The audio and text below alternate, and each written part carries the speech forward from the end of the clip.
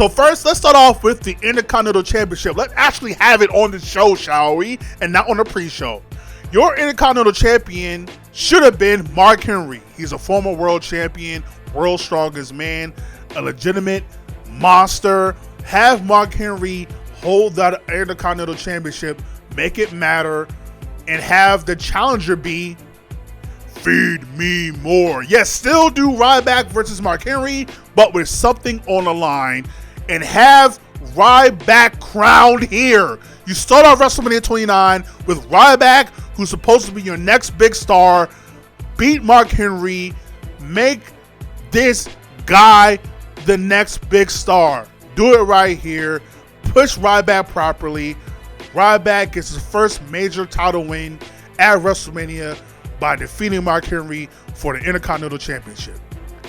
Next, we have a ladder match for the Tag Team Championships. We have your reigning, defending Tag Team Champions in Team Hell No with Daniel Bryan and Kane versus the Rose Scholars versus Sheamus and Barrett versus Kofi and R-Truth. Since we don't have the Money in the Bank match at WrestleMania, you gotta have these guys be somewhere on the card. Have them fight for the tag team titles to make the tag team titles matter. Have a multi-man tag team match, ladder match for the tag team titles. And this is where you can have all kinds of fun, cool spots. And here is where I will actually have the Rhodes Scholars win the titles. The Rhodes Scholars, who are a very underrated tag team that wasn't around for that long, but I think Cody Rhodes, Damian Sandow was just a cool, different type of team, and I think they deserve to have at least one run with the tag team titles. Yeah, make the tag team titles matter, put them in a ladder match, have multiple guys in there so they can get their WrestleMania match and moments, whatever have you. And again, I think Rhodes Scholars should have went away, left WrestleMania 29 as your new tag team champions. Following this, we have another match for the United States Championship. Your reigning, defending United States champion is Alberto Del Rio. But you already knew that. Alberto Del Rio, who is still a heel, not a babyface, going up against someone who he has yet to face in Chris Jericho. Chris Jericho is challenging for a title he's never won, which is the United States Championship. I think, again, you make the match important. You make the belt important. A first-time match. Jericho can do his little comedy bits leading up to it. Del Rio can, be that aristocrat who tries to downplay Jericho in his career leading up to the match where Jericho really wants to win that U.S. title. And actually have Jericho win the United States Championship. Look, Del Rio will be fine. He's already has been a former world champion. He loses nothing by losing to Chris Jericho. Plus, it'll be a nice moment, even though it's supposed to be technically New York, somewhere in his home state or close to it. He wins a title that he's never won. That way, whoever beats him, whether it's Del Rio in a rematch or somebody else, they have just beaten Jericho for the U.S. title, which is a big deal. And this will be a nice moment for Jericho because he got a lot of crap throughout his career. Next, we have a 6-man tag team match of The Shield versus a returning. Are you ready? Bum, bum. Now, ho. This isn't Shawn Michaels and Triple H. No. It is Triple H and a returning New Age Outlaws. Oh, you didn't know? You'll have to call somebody. New Age Outlaws will wind up returning to the WWE later in the year anyway. So just escalate that. Have it be DX versus The Shield. The Shield, who is this new up-and-coming, just menacing group who wants to take over the world, to take over WWE. And have Triple H be like, that ain't going to happen. He brings in his DX buddies who's been gone for a minute, and they are the protectors of the WWE. And so you do the Shield versus DX, have the Shield take out HBK in the build-up to really garner sympathy and anger from DX. Shawn Michaels returns at 29, tries to help DX defeat the Shield, but the Shield found a way to overcome and defeat DX. And you now built the Shield to be this faction and group who are looking very unbeatable in the very first WrestleMania. Next, we have your World Championship match of the reigning, defending World Heavyweight Champion and Randall Keith Orton versus the challenger Brock Lesnar. Lesnar, who after you fumbled him by having him lose his returning match versus John Cena, he beats Triple H, and because he beats Triple H, he gets any match that he wants at WrestleMania. Therefore, he decides he wants to challenge for the world title, and we give us a first-time match of Randy Orton versus Brock Lesnar. Make the title feel really, really important, as this will be the first time if Brock Lesnar wins, he would have held this particular title, and I would have had Brock Lesnar win.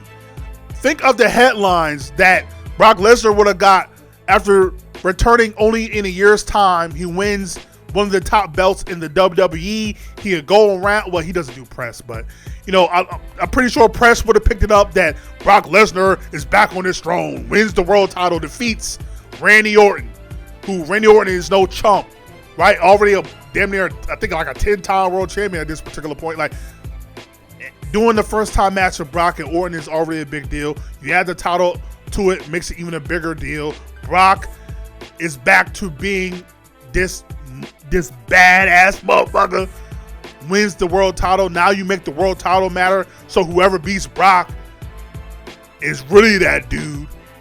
And you have the commentators be like, who the hell is going to beat that guy for the world title?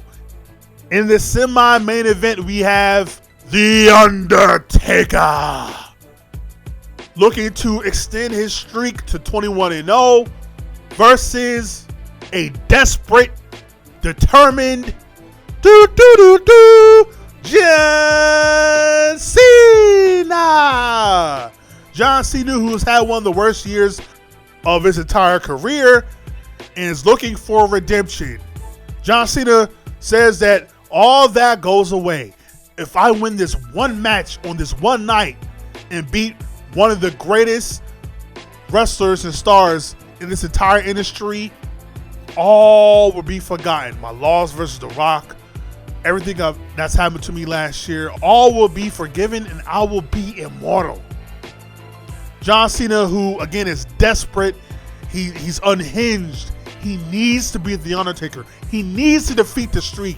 Meanwhile, Undertaker has faced them all, has beaten them all, but he wants to honor his late great manager in Paul Bearer and show out just one more time. And if he's going to face anybody, why not be one of the faces of the WWE, one of the greatest stars in the history of the business, in John Cena?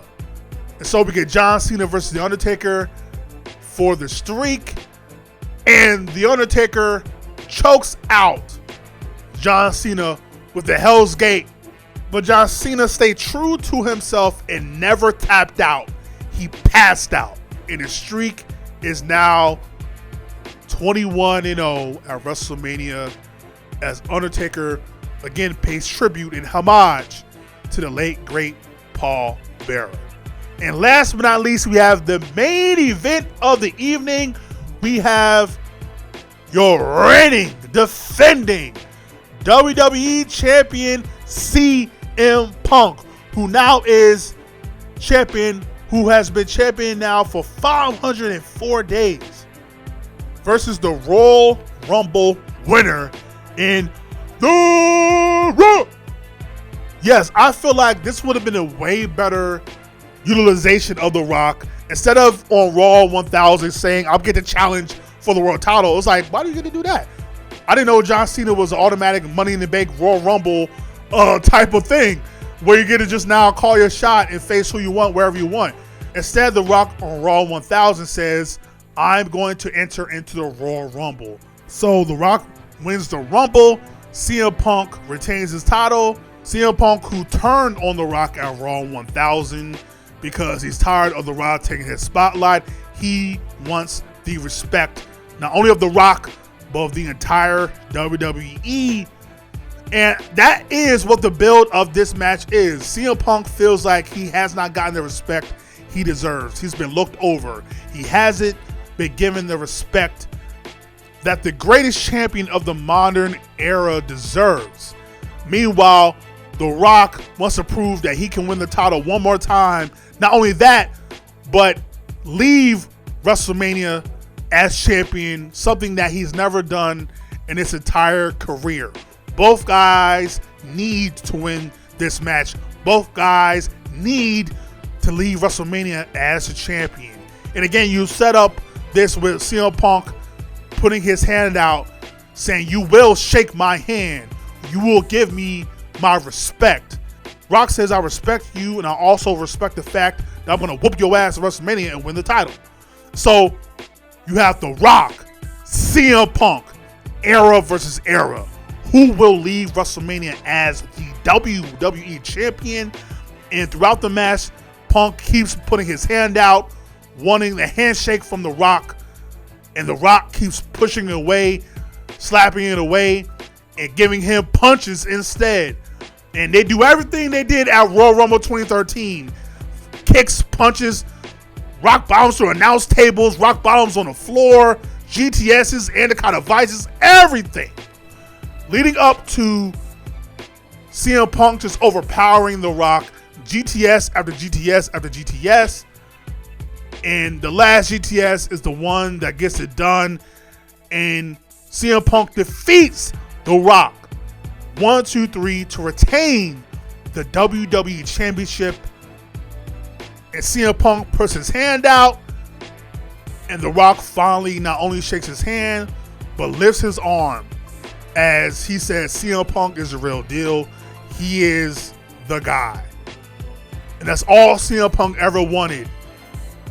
And CM Punk tears up and shows respect to The Rock. Again, this all goes back to the pipe bomb. When CM Punk said the fact that Dwayne is in the main event of WrestleMania and I'm not makes me sick. All he ever wanted was respect. All he ever wanted was the opportunity to show that he truly is the best in the world. And he did that in the main event of WrestleMania versus the biggest star of all time in The Rock. And The Rock showed him the respect that he always wanted. Ladies and gentlemen, that's how the story should have ended at WrestleMania 29. Let me know how you would have booked WrestleMania 29. Like, comment, subscribe, share all the things are the things. Welcome to the High, bitch. There's Hayes Arcade, your hardcore casual fan. And if you're not down with that, I got 2 words for you. Suck it. I'm the best. I'm the best in the world.